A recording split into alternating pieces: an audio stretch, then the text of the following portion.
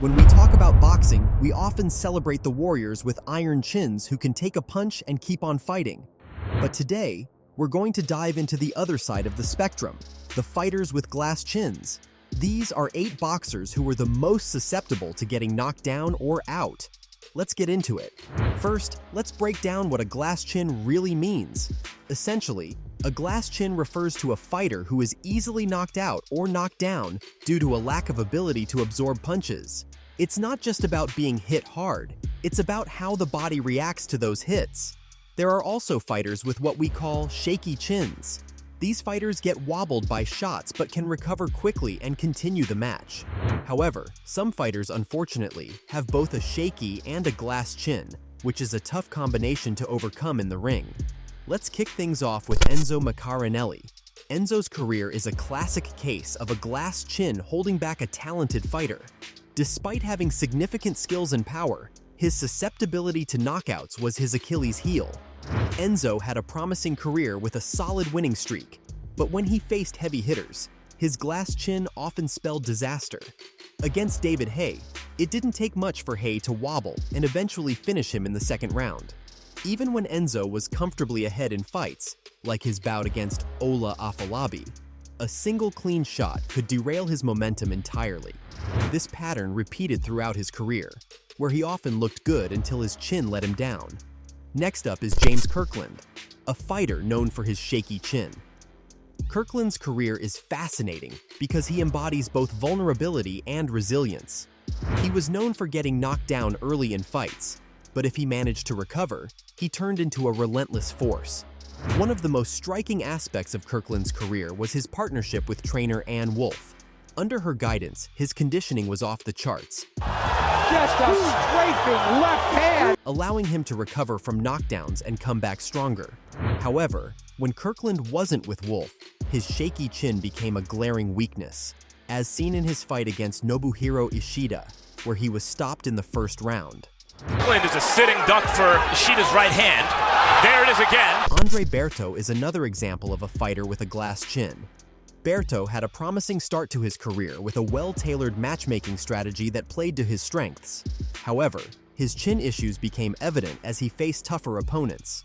In his fight against Victor Ortiz, both fighters hit the canvas, but Berto was more affected by the knockdowns.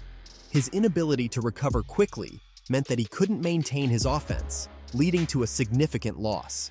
The same pattern followed in his fights against Robert Guerrero and others, where his glass chin prevented him from achieving greater success despite his skill and heart. Amir Khan is perhaps one of the most well-known examples of a fighter with a glass chin. Khan's speed and offensive skills are undeniable, but his defense has always been his weakness. He's been knocked down by various opponents, including Breidis Prescott, Danny Garcia, and Canelo Alvarez. Khan's tendency to lose concentration during fights has cost him dearly, as he often gets caught with punches he should have avoided.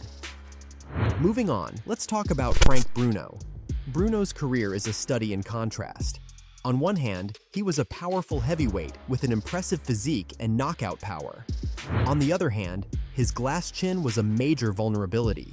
Despite a successful career, every one of his 5 losses came by way of knockout.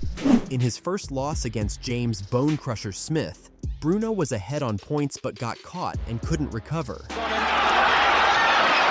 Bruno looks out on his feet to me. Oh, he's got him.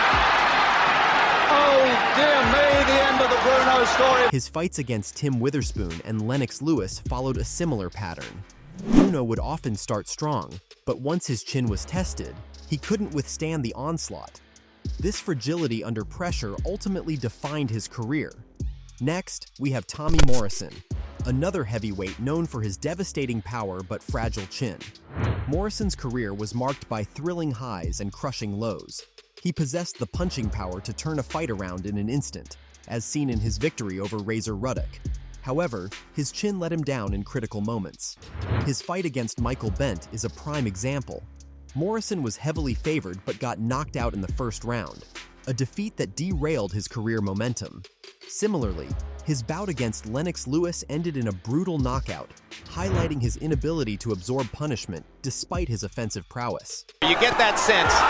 Down goes Mark. David Price is another fighter whose career has been overshadowed by his glass chin. Price had the physical attributes to be a dominant heavyweight: height, reach, and power. However, his susceptibility to knockouts was evident throughout his career. His first major setback came against Tony Thompson, where he was stopped in the second round. Exciting times in this heavyweight to be. Oh, goodness me! Well, there is the disaster scenario for this huge crowd, and Price is in real trouble. He's on jelly legs, and it's been stopped. It's all over. Subsequent fights saw similar outcomes, with Price often leading or competitive until he got caught. Against Alexander Povetkin, Price showed heart and determination, but ultimately succumbed to another knockout. His chin issues have prevented him from reaching the heights his physical gifts might have otherwise allowed. Yuriorkis Gamboa is a lighter-weight fighter who has also struggled with a shaky chin. Despite his impressive skills and athleticism, Gamboa has been knocked down numerous times, even by fighters not known for their punching power. His fight against Terence Crawford is notable not only for the number of times he was knocked down, but for how Crawford systematically broke him down. Gamboa's lack of defense and tendency to leave his chin exposed has led to multiple knockdowns in his career. Even against lesser opponents, his chin remains a glaring vulnerability. Fighters with glass chins use specific strategies to compensate for their vulnerabilities. Defensive training is crucial. Fighters like Amir Khan and Berto focus on head movement, dodging, and quick footwork to avoid direct hits, spending hours perfecting their defensive skills. These fighters often adopt cautious strategies, focusing on outboxing their opponents using speed and technique rather than engaging in brawls. For example, Amir Khan relies on his hand speed and agility to deliver quick combinations and then move out of range. Mental toughness and conditioning are also critical.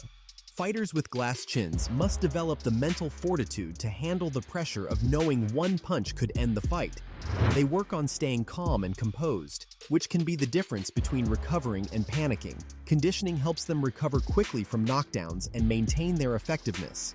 James Kirkland, under Ann Wolf's training, exemplifies this, as his conditioning allowed him to recover and fight aggressively after being knocked down. Factors contributing to a glass chin include genetics and physiology.